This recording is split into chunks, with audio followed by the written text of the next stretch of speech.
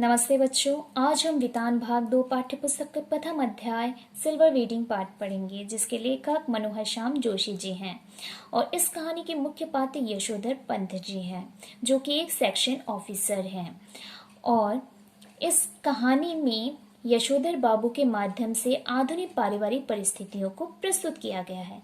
तो कहानी की शुरुआत करते हैं। कहानी की शुरुआत यशोधर बाबू के ऑफिस से होती है, जहां पर यशोधर बाबू अपनी फाइल बंद कर रहे होते हैं और उनकी घड़ी में 5:30 बज रहे होते हैं और ऑफिस की घड़ी पर 5:25 हो रहे होते हैं। तभी एक कर्मचारी उन्हें बोलता है कि आपकी घड़ी जो है वो सही समय नहीं बताती। तो यशोधर बाबू बोलते हैं कि मेरी घड़ी जो है एकदम सही समय बताती है और ऑफिस की घड़ी जो है आप लोगों की तरह सुस्त पड़ गई है। तो इसी बात को लेके बहुत बहस होती है, हंसी मजाक होती है। यशोधर बाबू जो थे वो बहुत ही शांत, गंभीर, काम के प्रति ईमानदार व्यक्ति थे और मिलनसार व्यक्ति भी थे। सबके साथ मिलजुल के रहते थे। तो बातों ही बातों में पता चला कि ये घड़ी जो है उन्हें ससुराल से उपहार में दी गई थी। तो वो बोलते हैं कि आपकी सालगिरह कब है, शादी कब हुई थी आप लोगों की। तो तभी यशोधर बाबू बताते हैं कि उनकी शादी 6 फरवरी 1947 में हुई थी। तो एक कर्मचारी बोलता है कि आज तो 6 फरवरी है, मतलब कि आज आपकी सिल्वर वेडिंग एनिवर्सरी है, क्योंकि 25 साल हो गए शादी के। तो सब लोग उनको बधाइयाँ देते हैं, happy returns of the day sir, happy anniversary, ये सब बोलते हैं और वो भी धन्यवाद करते हैं। उसके बाद क्या होता है, सब लोग उन्हें पार्टी के लिए फोर्स करते हैं कि पार्टी तो देनी पड़ेगी। तो वो बोलते हैं कि ये सब हमारी परंपरा के विरोध है, मैं ये सब नहीं मानता। तो सब लोग फिर भी उन्हें बोलने लगे, नहीं पार्टी तो आपको देनी पड़ेगी। तो बहुत ज़्यादा बोलने पर वो अपने पॉकेट से 30 रुपए निकाल के दे देते हैं पार्टी के लिए। पर पार्टी में वो शामिल नहीं होती, क्योंकि किशनदा को पार्टी मनाना जो है वो समय का बर्बाद करना, हमारी परंपरा के विरोध लगता था। किशनदा जो थे वो यशोधर बाबू के आदर्श हुआ करते हैं। उन्हीं के नक्शे कदम पर यशोधर बाबू चलते हैं। उनका हर एक व्यवहार, सब कुछ किशनदा की तरह था। वो किशनदा को बहुत ज्यादा मानते थे। तो इस तरह वो ऑफिस से निकल जाते हैं। तो थोड़ा यशोधर बाबू के बारे में जानते हैं। यशोधर बाबू जो है अल्मोड़ा के रहने वाले थे और वो दिल्ली आ गए थे और उन्होंने किशनदा के घर पर ही शरण ली। तब उनकी उम्र कम थी, जिसकी वजह से उन्हें नौकरी नहीं मिली थी और जब तक नौकरी नहीं मिली तब तक उन्होंने रसोइया का काम किया किशनदा के घर पर और किशनदा ने उन्हें 50 रुपए करके दिया, जिससे उनका भरण पोषण भी हो जाए और घर पर भी रुपए भेज सके। उसके बाद उन्होंने अपने ही दफ्तर पर उन्हें काम दे दिया। तो वहां पे भी वो उनका मार्गदर्शन करते रहते थे। यशोधर बाबू के 3 बेटे थे और एक बेटी थी। तो 3 बेटों में से पहला वाला बेटा जो है वो विज्ञापन कंपनी में नौकरी करता था, जिसे 1500 रुपए मिलते थे। तो ये भी यशोधर बाबू को समहाउ इम्प्रॉपर लगता था, मतलब कि उन्हें लगता था कि मैं अभी जो है रिटायरमेंट आने वाला हूँ, अभी मुझे इतने रुपए मिल रहे हैं, पर मेरे बेटे को तो पहले महीने से ही इतना रुपए मिल रहा है, जरूर कोई गड़बड़ है कंपनी में। तो वो ये सोचते थे कि ये सही नहीं हो, कंपनी जो है सही नहीं है। और उनका जो दूसरा बेटा था वो आईएएस परीक्षा पास कर चुका था, पर लिस्ट में नीचे की तरफ नाम आने के कारण उसने फिर से आईएएस परीक्षा की तैयारी करनी शुरू कर दी थी, जो यशोधर बाबू को एकदम अच्छा नहीं लगा कि लोगों को नौकरी नहीं मिलता है और इसको नौकरी मिला फिर भी उसने ज्वाइन नहीं किया। और तीसरा बेटा जो है स्कॉलरशिप लेके अमेरिका पढ़ने चला गया और उनकी जो बेटी थी वो हमेशा शादी के लिए ना करती रहती थी और ज़्यादा फोर्स करने पर बोलती थी कि मैं पढ़ने के लिए, डॉक्टरी पढ़ने के लिए अमेरिका चली जाऊंगी। तो इस तरह उनका परिवार था, जो कि आधुनिक जीवन को अपनाए हुए था। उनकी पत्नी भी आधुनिकता को अपना चुकी थी, पर यशोधर बाबू किशनदा से इतने प्रभावित थे कि वो प्राचीनता को, मतलब कि प्राचीन परंपरा को खो नहीं सकते थे। इसी आधुनिकता की बात को लेकर बच्चों में और पिता में बहुत बहस भी होती थी, जिस वजह से यशोधर बाबू घर पर लेट जाते थे, क्योंकि ऑफिस की छुट्टी पहले ही हो जाती थी। पर वो हर रोज घर 8 बजे जाते थे, सब्जी मंदिर जाते थे पहले, फिर सब्जी खरीदते थे। उनके बच्चे इतने बड़े हो गए थे, फिर भी उन लोग कुछ भी काम नहीं करते थे, कि उन लोग सोचते नहीं थे कि पिताजी इतने बूढ़े हो चुके हैं, उनकी हमें सहायता करनी चाहिए। तो ये सब बातें सोचकर, संस्कारों के बारे में सोचकर उन्हें अच्छा नहीं लगता था कि हम लोग बड़ों को कितना मानते थे और इन लोगों को कोई परवाह ही नहीं है। हाँ, कि पिताजी का भी एज हो रहा है तो थोड़ा उनकी सहायता करें। और उन्हें जो है बच्चों को परिवार के दूसरे सदस्य कैसे हैं ये सब जानने की भी कोई इच्छा नहीं है। यशोधर बाबू की जो जीजाजी हैं वो बीमार पड़ गए थे, तो यशोधर बाबू उनसे मिलना चाहते थे। उसमें भी कोई रुचि नहीं थी बच्चों को। उसके बाद उनकी बुआ भी बीमार पड़ी, तो वहां पे वो जाना चाहते थे और पैसा भेजना चाहते थे, पर बच्चों ने मना कर दिया कि हाँ वो दूर की रिश्तेदार है, हमें, हाँ मैं तो एक भी पैसा नहीं दूंगा, उनके बड़े बेटे ने बोल दिया। तो ये सब चीजों को लेकर घर पर हमेशा द्वंद्व लगा ही रहता था।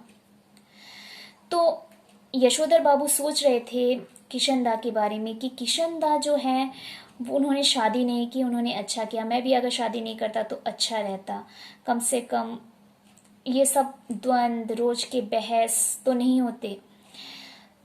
और हम लोग किशनदा को कितना मानते थे, उनके संस्कार कितने अच्छे थे, और मेरे बच्चे जो हैं वो आधुनिकता के पीछे ही भागते रहते हैं। तो ये सब सोच रहे थे। पर उसके बाद उन्हें ख्याल आता है कि किशनदा जो हैं वो रिटायरमेंट के बाद गांव चले गए थे और वहां पे उनकी मृत्यु भी हो गई थी। तो उनका जो निधन है वो किस तरह हुआ, ये पूछने पर लोगों ने बोला जो हुआ होगा, मतलब कि किसी को कुछ पता नहीं है, क्योंकि वो अकेले रहते थे। तो अकेले अकेले जीवन बिताना भी मुश्किल है, इससे उन्हें ये महसूस हुआ। उसके बाद क्या होता है, वो रोज की तरह मंदिर जा रहे होते हैं, बिरला मंदिर, और वहां पे ही रास्ते पे किशनदा जो है उनका घर मिलता है उन्हें, जहाँ क्वार्टर जहाँ पे रहते थे किशनदा पहले, वो दिखता है। तो क्वार्टर देखने पर उन्हें याद आ जाती है पहले वो उन लोग कैसे रहते थे। उसके बाद क्या होता है, वहां पे तो अभी क्वार्टर है नहीं, उसको तोड़ के 6 मंजिला मकान बना रहे हैं, वो देख के भी उन्हें दुख होता है। उस दिन उनकी सालगिरह थी और वो 8:30 बजे घर पहुंचे थे। 8:30 बजे घर पहुंचते हैं और वहां पे वो देखते हैं कि बहुत सारे मेहमान विदा लेके जा रहे हैं और कुछ घर के अंदर जा रहे हैं, और बैलून ये सब लगा हुआ है। तो उन्हें लगता है कहीं मैं दूसरे घर पर तो नहीं आ गया। उसके बाद वो अपने बड़े बेटे को देखते हैं, तो उन्हें लगता है नहीं, मैं सही घर पर ही आया हूँ। तो उसके बाद वो जाते हैं, तो उनका बेटा उन्हें पूछता है कि आपने इतना लेट क्यों कर दिया, आज आपकी वेडिंग एनिवर्सरी है। तो वो बोलने लगे कि कब से हम लोग एनिवर्सरी मनाने लग गए। तो फिर एक रिश्तेदार बोलता है जब से आपका बेटा कमाने लगा है तब से मनाने लगे। तो वो अंदर की तरफ जाते हैं घर के अंदर और सब लोगों को बधाइयाँ देते हैं, वो भी सबको धन्यवाद करते हैं। उसके बाद केक काटने के लिए कहा जाता है, तो वो केक काटने से मना करते हैं। उन्हें लगता है कि हमारी संस्कृति, हमारी परंपरा में ये सब नहीं है। उसके बाद क्या होता है, फिर भी उनके बच्चे मानते नहीं हैं, तो उन्हें केक काटना ही पड़ता है और उनको खिलाने लगते हैं। तो वो बोलते हैं कि उसमें अंडा है और मैं नहीं खाऊंगा और मुझे संध्या भी करना है। तो बच्चे बोलते हैं ठीक है, आप संध्या करके आइए। तो रोज वो 15 मिनट में संध्या समाप्त कर देते हैं, पर आज क्या होता है, संध्या वो बहुत देर तक करते हैं। तो फिर बच्चे जाते हैं बुलाने के लिए, उनकी पत्नी जाती है, तो उनकी संध्या खत्म नहीं होती, क्योंकि तब वो वहां पे भी बैठ के किशनदा के बारे में ही सोच रहे थे कि किशनदा कितने अच्छे थे, हम लोग उनकी कहने जो भी कहते थे वो वही हम लोग सुनते थे, पर मेरे बच्चे जो हैं वो सुनते नहीं है। अगर किशनदा होते तो मैं उनसे सलाह लेता, वो मुझे सलाह देते। तो ये सब वो सोच रहे थे। तो तभी उनकी पत्नी आके उनको बुलाकर ले जाती है। तो वो गमछे में ही होते हैं और वो फिर उसी वेशभूषा में वहां पे चले जाते हैं। असली में वो आना नहीं चाहते थे, क्योंकि उन्हें ये सब पार्टी वार्टी पसंद नहीं थी। फिर भी सबके बोलने पर उन्हें वहां पे जाना पड़ा। और बच्चों को बहुत खराब लगा कि वो उसी कपड़ों में, अब कम से कम ड्रेस तो चेंज करके आ सकते थे।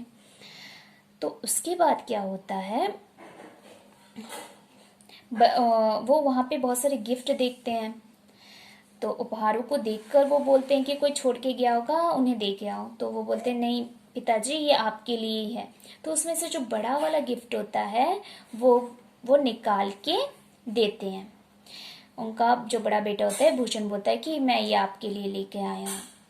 तो वो बोलते हैं कि ये इसमें क्या है। तो वो खोलते हैं तो उसमें ऊनी ड्रेसिंग ग्राउंड होता है। तो उनका बेटा कहता है कि आप रोज दूध लाने जाते हैं, वो फटा वाला फुलोवर पहन के जाते हैं, तो ये अच्छा नहीं लगता है। आप कल से जब दूध लाने जाएंगे तो ये ड्रेसिंग ग्राउंड पहन के जाइएगा। तो ड्रेसिंग ग्राउंड देख के उन्हें खुशी होती है, पर उन्हें ये चीज अच्छा नहीं लगता कि उनका बेटा एक बार भी नहीं बोला कि कल से दूध मैं लाऊंगा। इस बात का उन्हें दुख होता है। तो वो ड्रेसिंग ग्राउंड पहनते हैं और उनके आंखों से आंसू निकलने लगते हैं। उनके अंदर किशनदा आ जाते हैं, जिनकी मृत्यु जो हुआ होगा से हुआ था, मतलब कि पता नहीं कैसे हुआ। तो ये थी कहानी। और इसमें उनकी बेटी भी जो है वो भी कपड़े जो है आधुनिक पहनती थी, जो उन्हें एकदम पसंद नहीं थी। पर पत्नी उन्हें कहती थी कि समय के साथ हमें ढलना चाहिए। ठीक है। तो बच्चों, इस कहानी में हमें ये पता चलता है कि आधुनिकता और प्राचीनता के कारण माता पिता और बच्चों में किस तरह की दरारें आ चुकी है, वो कितने दूर हो चुके हैं। हमेशा द्वंद्व बहस घर पे लगी रहती है, क्योंकि माता पिता जो है वो अपनाना नहीं चाहते हैं आधुनिकता को, और बच्चे जो है प्राचीनता को नहीं अपनाना चाहते हैं। इसलिए हमें दोनों को समान रूप से लेकर चलना चाहिए। अपने संस्कारों, अपनी परंपराओं को भी नहीं भूलना चाहिए, और आधुनिकता को भी जितना सही हो उतना ही अपनाना चाहिए। पूरी तरह नहीं कि सब कुछ हम लोगों ने आधुनिकता अपना लिया और अपने संस्कार परंपरा हम लोग भूल गए। ऐसा भी नहीं करना चाहिए, जिससे कि घर में सुख हो। तो अगर ऐसा नहीं करते हो तो क्या स्थिति हो सकती है, वो इस चैप्टर को पढ़ने से आप लोगों को पता चल ही गया होगा। ठीक है बच्चों, धन्यवाद।